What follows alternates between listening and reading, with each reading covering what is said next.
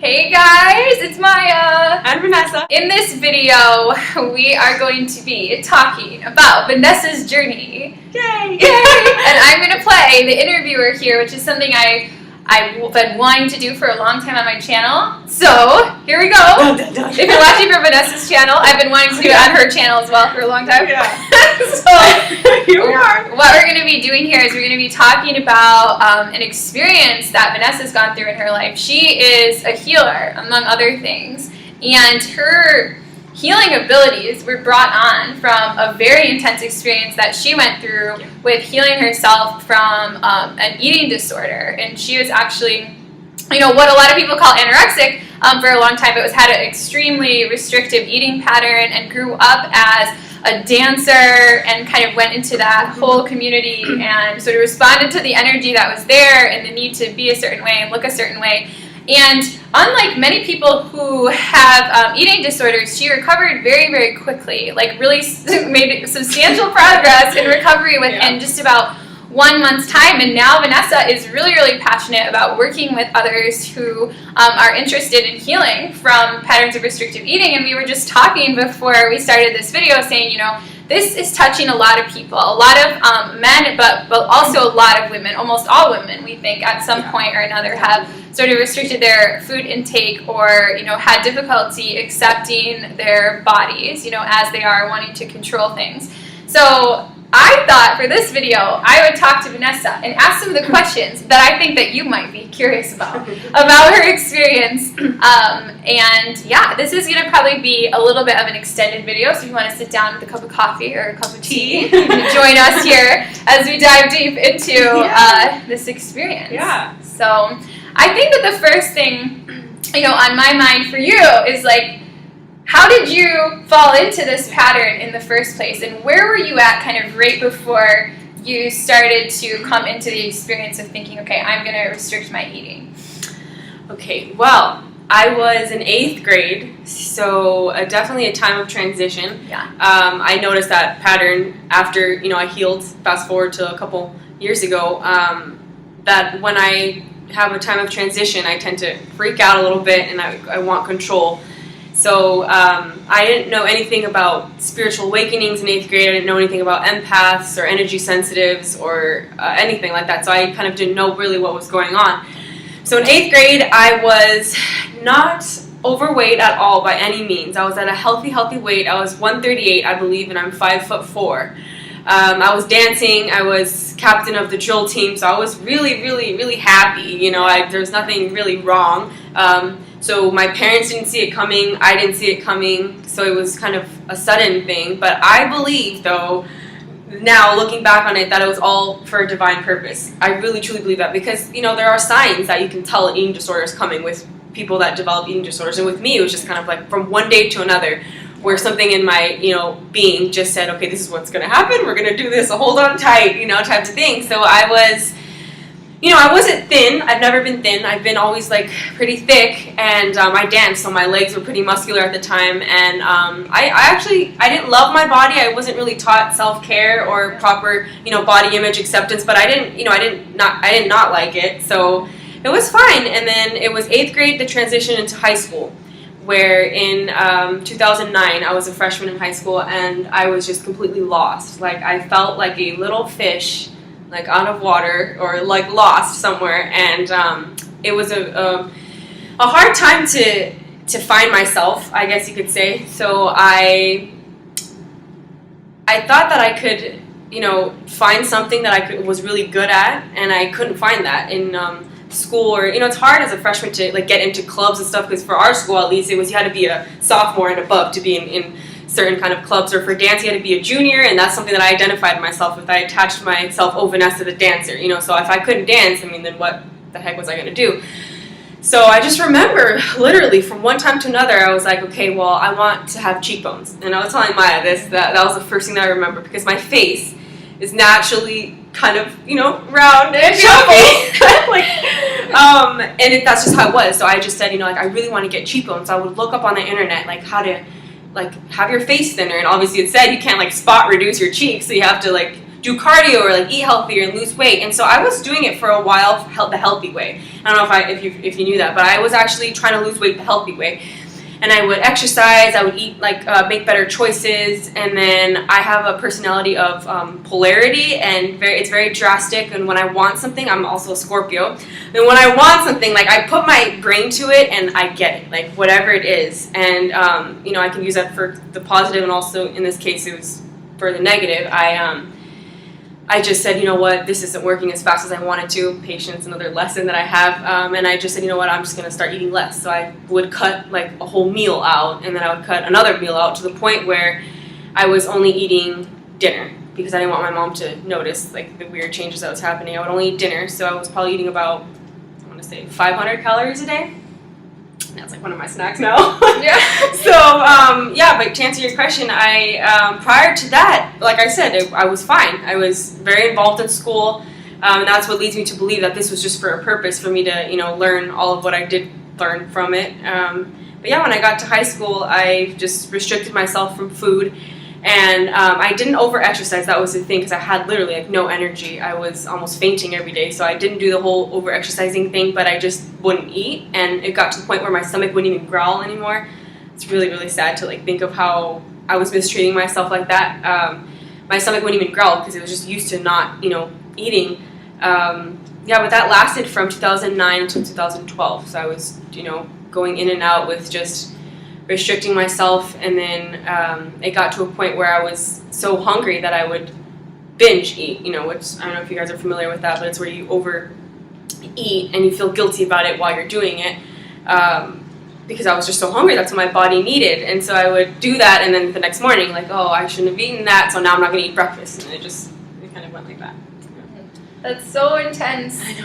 So intense. I don't want to make you go too far into it, but I was wondering. I'm willing to cry on this, though. Okay. I was wondering if you could talk about like what kind of was going through your head at the time, or what like a typical day was like for you when you were kind of right in the middle of this time period. Yeah, right in the middle of this time period, I was waking up earlier than my mom was, so I could purposely throw away my breakfast. So I clearly remember that, like, being so cold in the morning, because it was like 5:30.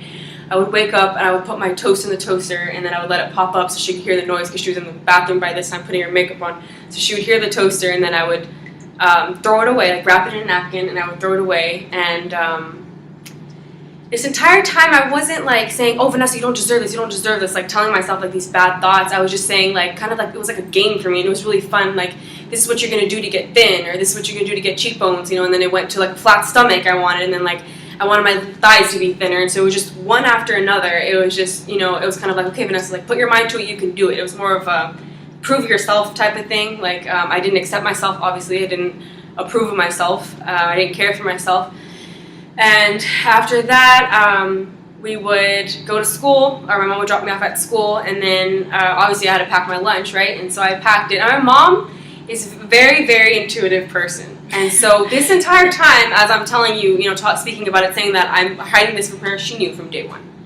And that was a really hard and sad thing for me to, hear and know now. Like, she said that she knew from day one. She was just she didn't know what to do, to see her daughter doing this. So she was in the background, like, figuring out what to do while I was thinking that I was hiding it from her, which, never works, right? So I got to school, and I would just I wasn't able to concentrate. I wasn't able to focus on, what I really needed to be focusing on. I was just focused on when I was sitting, that if my stomach, like, rolled out of my pants, I was focused on, like, what angle, like, my head was at, so, like, you wouldn't see, like, my extra skin or whatever is under here, fat or skin. And I would just really focus on the outer. It was just focused on the outer, and it wasn't even that I didn't think that I was pretty, or I didn't think that I had a nice body. That wasn't it. I didn't try to change it because I didn't like it, but I figured, how can I be better? And that's the thing that I think was different about me. I didn't look at myself in the mirror and say, oh, you're so fat, you need to change. I was like, yeah, you're thin, but let's get thinner, or let's get more muscular, or let's get, leaner, or whatever the word I used back then. And I would throw my lunch away, so I would eat with friends, and I would say, I'm going to go to the bathroom, and then I would just, literally, I remember having, like, my mom would she would still cook for me then, she would make me, like, these beautiful, healthy dishes, and I would just dump it in the trash. And at that time, I remember I didn't feel guilt at all, which is really, really weird, because just to show you, like, how set I was in, like, doing this, that I didn't feel guilt. I felt accomplished. Like, I felt I was doing something. that was successful, and I felt proud of myself, which is really, really twisted. And I would come out of the bathroom and like that satisfaction of not being bloated after I ate, or like, you know, people complain that they're full or whatnot. I mean, that's a whole other video of why you get bloated after you eat, because that's not also supposed to happen all the time, but that's another video. But I would just like be so happy that my stomach was like the same as it looked like when you wake up, and I don't think that's very normal because there's no food in there, you know, so obviously it's going to be flat.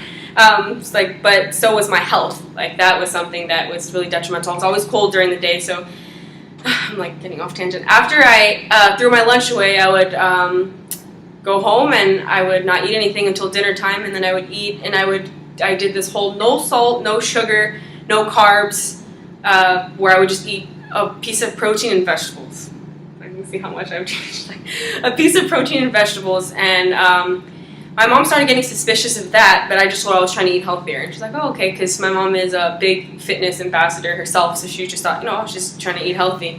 Yeah, that was my typical day, just basically throwing away the food, and feeling really proud of myself for that, and feeling like I was achieving something, and I could like identify with like, oh, the girl that is like thin, or the girl that has really nice like body. That's what I identified with. So what would you say would characterize like the main changes that took place in your sort of relationships and or your quality of life as a result of making your whole focus in life on food? Yeah, that is the whole reason, like, of my business now, is Vanessa Living. And a lot of people ask me, like, why the heck living? Like, what are you doing? You know, obviously you're living since you're here, but that's not the case. Like, I was, from 2009, 2012, I was dying, like, dead, pretty much. The quality of my life was, gosh, it was, I don't even consider it a life, to be honest. It was, I felt so disconnected. I lost all my friends. I lost my period. I lost connections with my family because I would turn down every opportunity that involves food. So like, which is basically everything. You know, what do you do with your friends and your family? You eat. You know, something beautiful to have around. So I turned that down, and I would, because of that, I actually turned to another form of way I couldn't control, which was my grades. So I would use that as an excuse to cover up. So like, oh, do you want to go to get pizza? And I'd say, no, I have to study. And I said I was going to get a 4.0. That was my goal. And lo and behold, I did, but I was very, very isolated, and that was a time where I wasn't giving, and that is a part of my, you know, mission, and what makes me feel good is giving and like helping others. And from those years, I was not giving at all. I wasn't showing up for my purpose in the world, so I was very, very, like I felt like I was dying pretty much, and it was scary because I kept going, like day after day, even though I kind of was realizing, this is the thing about my experience, was that slowly after each day I started realizing, okay, like there's something wrong here. But then I kept doing it, and then I would feel, okay, like wait, maybe I'm not supposed to be doing this, maybe I can't sustain this for a very long time, but let's just see like if I can keep going. So it was a kind of battle like that, but no, my parents were very, very sad most of the time. Like for birthday dinners and stuff, I literally wouldn't eat. We have a picture.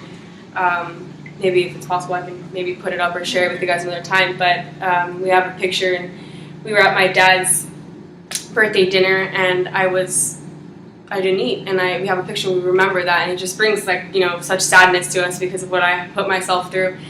And no, yeah, my quality of life wasn't a life, and that's when I began to heal myself. I remembered about that, and I said, you know what? A lot of people do this, even if it's not with eating. A lot of people are just surviving. And I became so like passionate about this that even if you're breathing does not mean you're living at all. And I know so many people close to me that are experiencing that right now, where it's like they're just surviving, going through the motions, and sometimes, you know, you have to. So my passion, you know, is helping people feel like they're living even when they're kind of going through these transitions. Because when I was going through this transition, I didn't have anyone or any guidance. You know, I would actually look up on the internet how to get thinner, or like we even had these websites, which is, they're so sick. They're called Pro-Ana websites. I don't know if you're familiar with them.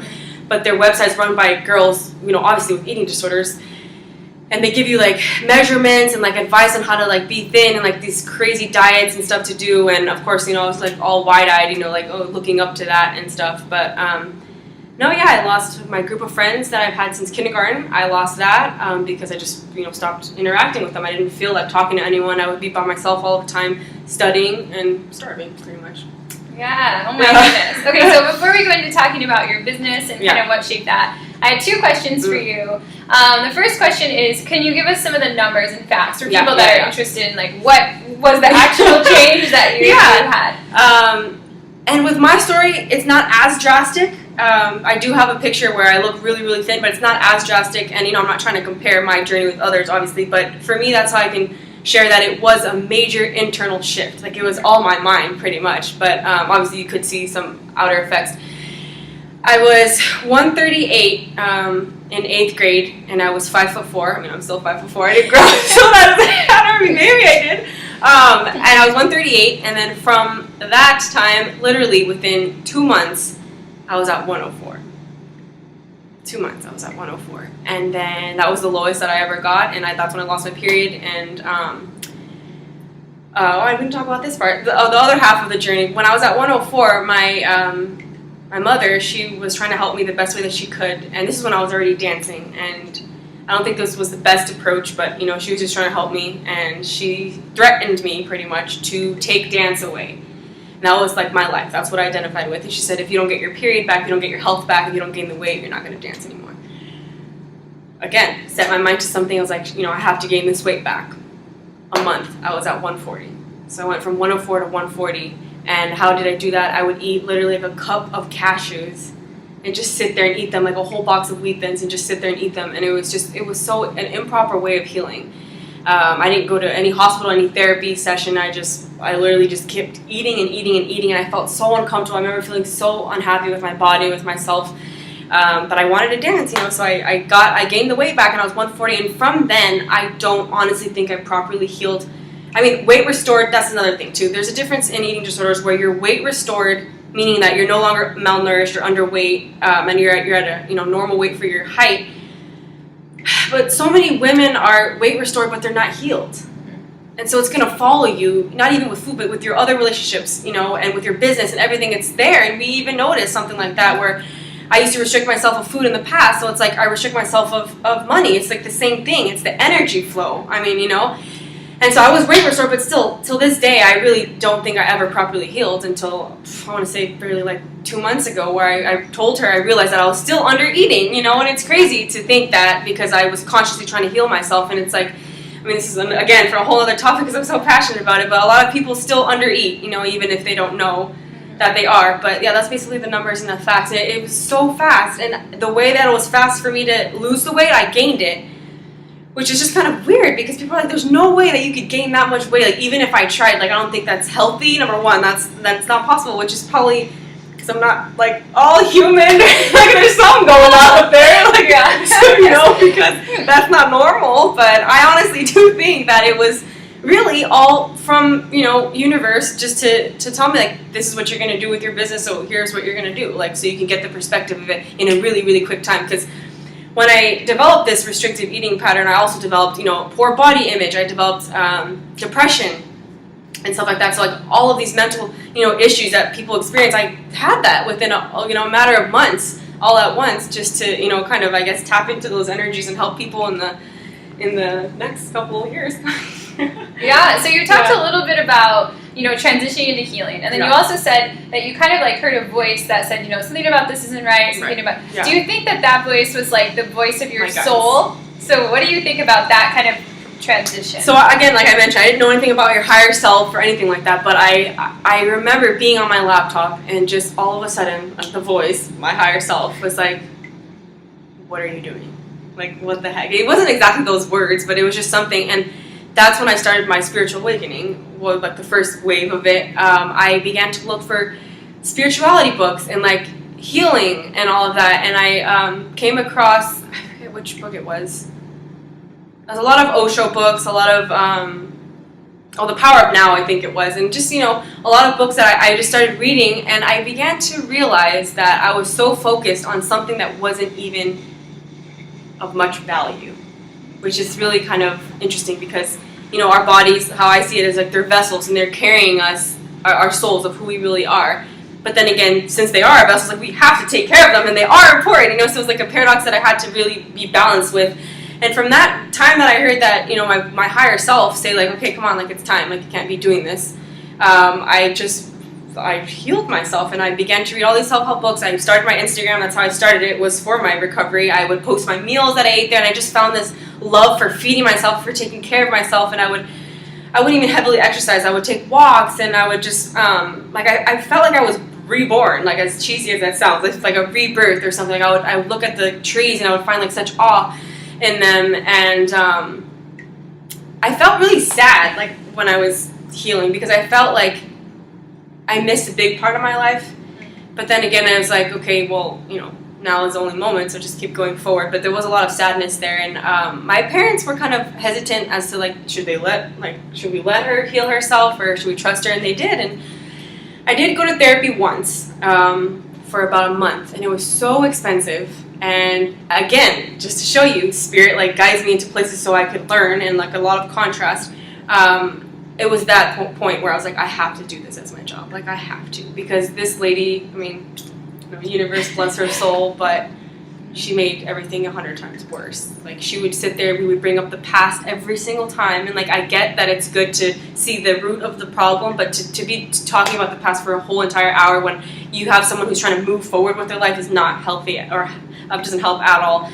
And so we would do that. I would come out of there crying each time, and I was like, you know what, Mom, like, you have to just trust me. I'm going to do this myself. And she's like, okay. And I did heal myself through healthy foods, or so I called back then. I did eat chicken, I did eat fish, I did eat dairy, just because as someone who's recovered from eating disorder, I don't think it's, because I see a lot of this, people just go vegan right away, or they'll go, fruitarian right away, because again, that's a way of kind of restricting yourself as to what you can and can't. Oh no, I can't because I'm vegan, but really you're scared of the food or whatever.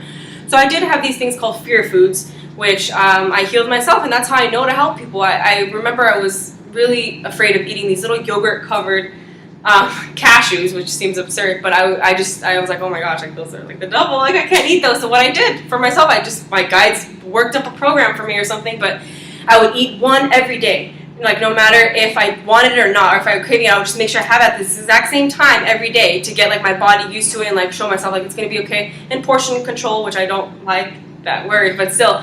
So I ate it one every day, little things like that, like healing processes that just came out of nowhere. Literally, people on my Instagram would ask like, oh, are you reading any books or watching any movies? And I don't know where it comes from, but Maya says it's coming from, my guides and like source, because I don't know where it came from. And it was like they like helped me heal day by day, and I would read, some books, but then I stopped because I was like, you know what, like, for some reason I have it all up here, and I ate every day the way I was supposed to, the way I felt like was good for me, and I regained my period, and I had my health back, and I still, though, at that point didn't think that I healed it completely, because I could look at my body and I was happy with it. But there was just always something like, oh, like, I could improve. Like, there's just always this self-improvement. And I think it's just me balancing out, like, the whole, okay, you need to accept where you are now, but it's always good to, improve. Because I'm, like, really, really interested in that, like, self-improvement, self-growth.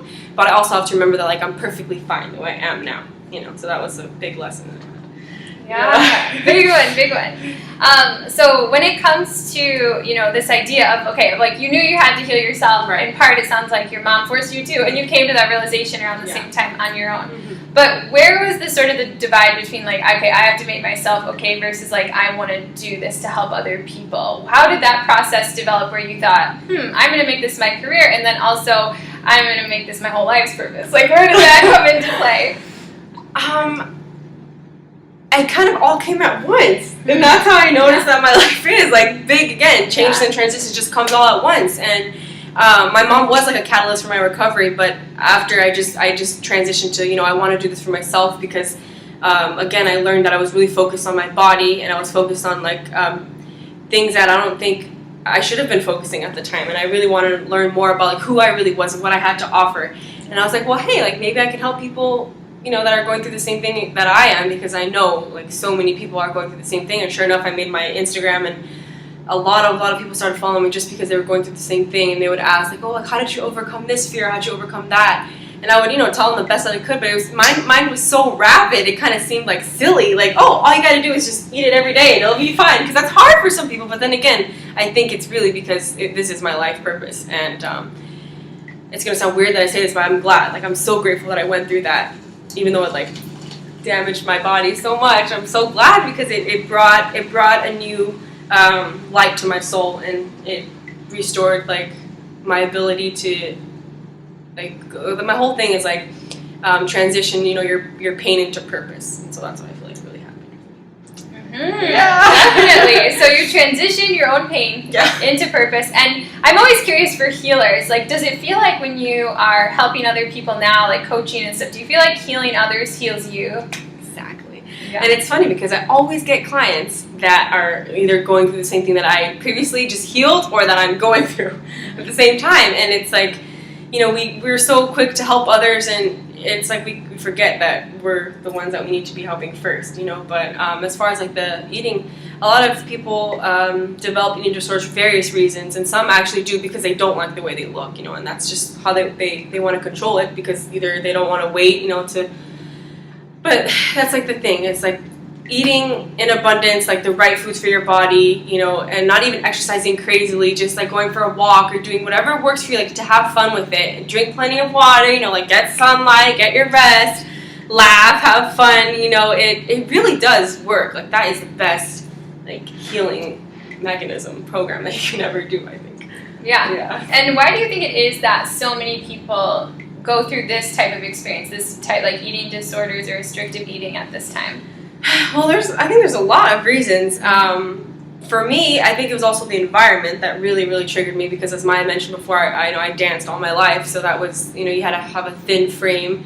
I think it's like the area that you grew up in, like what the focus is on, because I also grew up in, LA area, so obviously a lot of people are actresses and models and dancers and singers, so they're all, they look the same, and so you kind of look at that. But for me, that's the thing, a lot of people say, magazines, media, movies, if they chose to have models that were thicker, they wouldn't get eating disorders. I don't know. That was not the case for me. Like, I could look at a magazine, I don't care, like, they're skinny, okay. Like, for me, it was just all in here. And again, like, a mental issue is because if there's a discord in your mind, like, what your thoughts and your beliefs are about yourself. But for me, like, my mom even says, like, we should have let you read those magazines. I'm like, no, like, trust me, it wasn't that at all. Or, like, your friends, it wasn't that at all. It was just something that I developed myself. But I feel like for the general population, a lot of people, just because they want to look a certain way, and I feel like they don't focus enough on their soul and like who they truly are, because once you tap into like who you really are, it's so beautiful you could cry. Like the amount of beauty that we each have just by being. And I always compare it to like a rose. Like you don't see the rose starving itself or running and chasing to try to make itself look good. Like everyone stops and look, or some people, not everyone, more people should stop and smell the roses. Yeah. But people just look at it and they're like, oh my gosh, that's so beautiful. Like in the sunset, how beautiful, in the mountains, how beautiful. And it's like, it's so sad for me to see that when, like, look at yourself in the mirror. Like that is you. You are made of the exact same thing that the mountains and that rose is made out of. Like really, if you go all scientific with it, like we are made of the same atoms. And I don't know, I just think that's really beautiful. And I think more people, if we focus on like the internal aspects of ourselves and the soul, then I feel like eating disorders wouldn't even exist, to be honest. If it was like in school, if people had to learn, like who they are and their souls and what their purpose is. And purpose, that's something that I really wanted to bring up that I forgot earlier, was that I had no purpose, I wasn't giving, I wasn't volunteering or something like any like that. So that's why I always recommend for people that are transitioning from 8th grade into high school to find something that you really like and to just pour yourself into that. Because when you're giving, you're in alignment. So there's going to be nothing wrong, you see. But when you're out of alignment, that's when everything just starts messing up. Yeah, that's the truth. Yeah. So I actually had asked Vanessa this the other day on a walk, but I thought the answer was really interesting. And the question is, if you had a group of girls, that were all right in the midst of eating disorders, like in a room with you, where would you start with their journey of healing? What approach would you take? Yeah, so I told her, it's kind of what I said before, but it's a lot of focus on the internal. And I really believe that a lot of eating disorder hospitals and treatment centers, just because I had a friend who went to a treatment center hospital, and what she told me broke my heart. She said that they made them eat brownies for breakfast. That's not going to help at all, I can guarantee you. Like, I can get, like, they're trying to make you, like, feel comfortable, but that's not even healthy for a normal person. Like, why would you do that for someone who's trying to heal? But for me, I would concentrate not even on the food or the exercise in the beginning. I told Maya that I would, have them sit down. I would sit on the same level as them. Because I remember when I went to therapy, like, she was on this, like, higher chair than me, and I was on this couch, and I felt so uncomfortable, like I was being looked down on, or that something was wrong with me. And I would really want them to kind of detach themselves from, oh, I am anorexic, or I am bulimic. Like, you're not. You're like a beautiful soul who is experiencing this. So you can say, like, I'm experiencing a restrictive eating pattern, I'm experiencing some body image issues, and to really change the wording and the thought process before, because that's where it's at, really. It's in your mind, And so they don't call it mental disorders for just just to call it that. It does start in your mind. And so I would make sure that their thoughts and their beliefs were aligned with who they really are. And I would work, with their religion, with their own, personal belief system that they had, or just say, whatever you believe, that there's a higher power out there, to know that they created you, like in their image of perfection. Like, they didn't create you, to have this. And a lot of people think that once they're anorexic, like, that's what they're going to be for the rest of their life, and to just really help them get in touch with something that they're passionate about. Again, like, I feel like whether it's cooking, whether it's walking the dogs, like whatever it is, just to make sure that you're doing it every day. Because if you're not, I mean, what are you doing, like, with your life? That's what that's why I feel so, such a big place in my heart for people that are really not doing what they like, because I remember what that feels like, and that feels like purposeless, and so I would make sure that they had a passion or a hobby. I would make sure that their mindset was on the right track, and I would show them coping mechanisms. Like, for me, a big one was take out all the mirrors in my house for a while, because I would mirror check 24/7, even if it was a reflection. I would just look, when I was passing by, and just look there, and I see so many people doing that, and when I took out my mirrors, I didn't even know what I looked like. Like, I was just like, what is my body? What is life? Like, what is my body? And yeah, and then I remember seeing the mirror, like, for a while, and for the first time, and looking at myself, and then, okay, like, some, like, old thoughts were coming back, and then I would just cope with it, and I would say, okay, well, you have two choices. You can either choose and see yourself as how you did back then, and, like, want to perfect yourself even more, or just say, you know what, this is where I am right now. And it's a big thing with control. It's like, number one, can you control it? Number two, if you can't control it, then you need to release it. You need to just let it go, because that's so much energy that we're expelling on something that's not even possible, to control. And for me, to be honest, being thin and tall is just something that I just can't control. That's not how Source made me. Source made me to be a little round cherub angel, and that is okay. I'm completely fine. I remember looking, like, at people's arms when they sat, and, like, when they sat, they didn't have this, like, beloved, dear, lovely armpit fat that I call her my wing. And I remember, like, I wanted that gone. I need to put this in there. I wanted that gone because it was just so, like, annoying to me. And the more annoying that it was, like, it wasn't going anywhere. And I would look up, like, exercises, like, oh, you need to eat less carbs. And I was like, no, because I'm, like, a carb addict. That can't work. And so I'm like, well, do I want to be happy?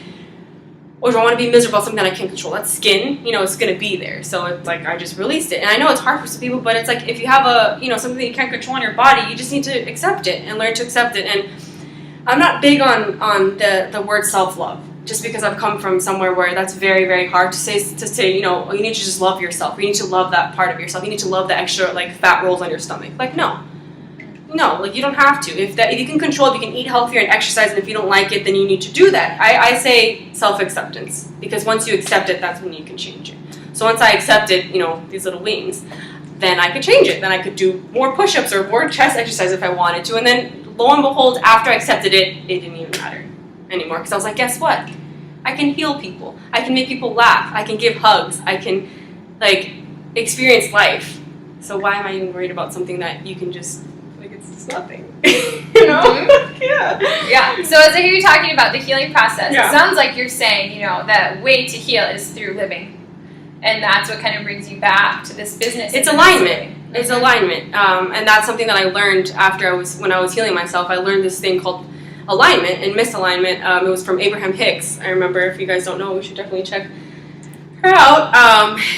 It's a good starter. It's a good to show that you are created the way, Source or God or, whichever name you choose to call it, created like that, with that energy and that beautiful, abundant, healthy energy. Like, that's how you are.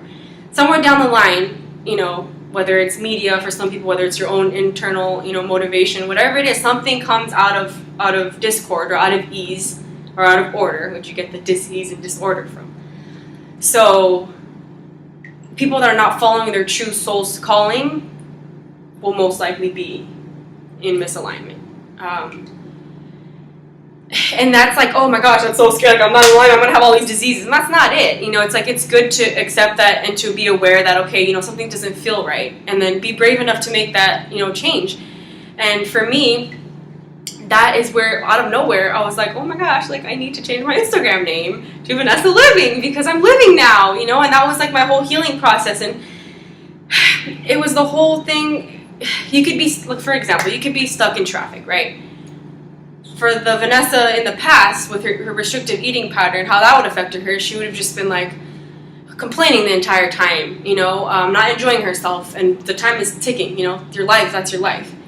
Now, Vanessa, now, you're in traffic, yeah, sure, it sucks, sure, you might be late, but if you're going to be late, then, is that really the right, maybe it's the timing, your angels, your guides, they're always with you, that's how I see it now. I turn up the music, I take a selfie, whatever, I'll message Maya, you have to just change your mindset, and that restrictive eating portion of my life, it helped me so much, more than just the eating, it helped me to really live and to switch, okay, Vanessa, your life does not revolve around whether your thighs are thin, you have work to do on this mission, on this life, what are you doing, and that's not to discount anyone's, feelings, because when I was in there, that's literally all that I thought about was my body, but yeah, the way to healing to me is finding your purpose, and that's scary, because sometimes it's hard to find your purpose, but just what my suggestion is to do what you like. If that's taking a walk with binoculars in your hand looking at the birds, and you do that every single day, make sure you do that, because that's when the messages will come. When you're on that walk, you'll get this much photography. What? I don't want to like photography. And then you'll get a camera what? I really like this. And there's your life purpose, It will come once you're really, really focused on receiving that message. Yeah, beautiful, beautiful. So, the path to healing, living. Stop restricting your life and start. Yeah, and that's the thing. I was restricting food, physical food, but what was I doing? I was also restricting connections. I was restricting love. People would ask me on dates. They would ask me, to spend time with them, and I would reject them. I would say no, because why? I was rejecting myself. I wasn't caring for myself, so of course I couldn't care for anyone else. And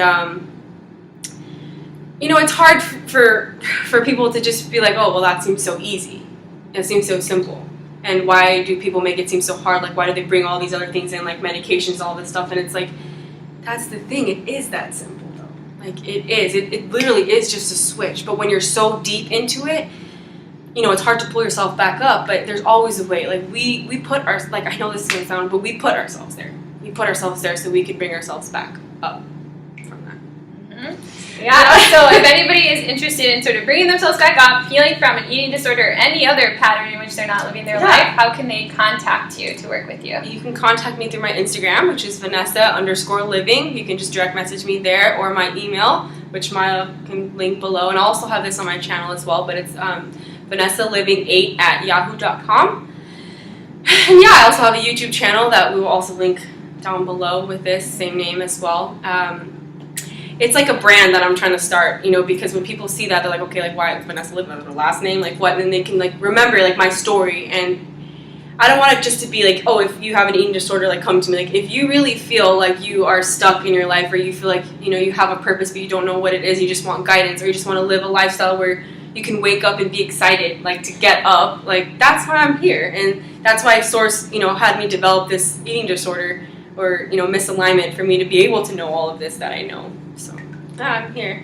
Yeah. Finally in my mission with my cherubness. Yeah, beautiful, beautiful, beautiful cherub. Gosh. Thank you so much, Vanessa. It's been a pleasure to hear about your story today. We hope that you guys have all enjoyed it. Yeah. So we're going to get off now to living, but we will be back soon. So and eating. Oh my gosh. We're going to be back soon with more videos on, how to heal your body, how to heal your life, and how to live in the vibration of true love from Maya. But yeah, we hope you enjoyed it, and thank you for watching. Yeah, thank you. I know it's kind of long, but it's really good information. Yeah. If you like this video, if you have additional questions, just please feel free to leave them in the comments. We're going to continue on and continue sharing. Or if you have suggestions too for next videos, we would like that as well. We would love it. Yay. All right, guys. Thank you so much. Have a great day. Bye.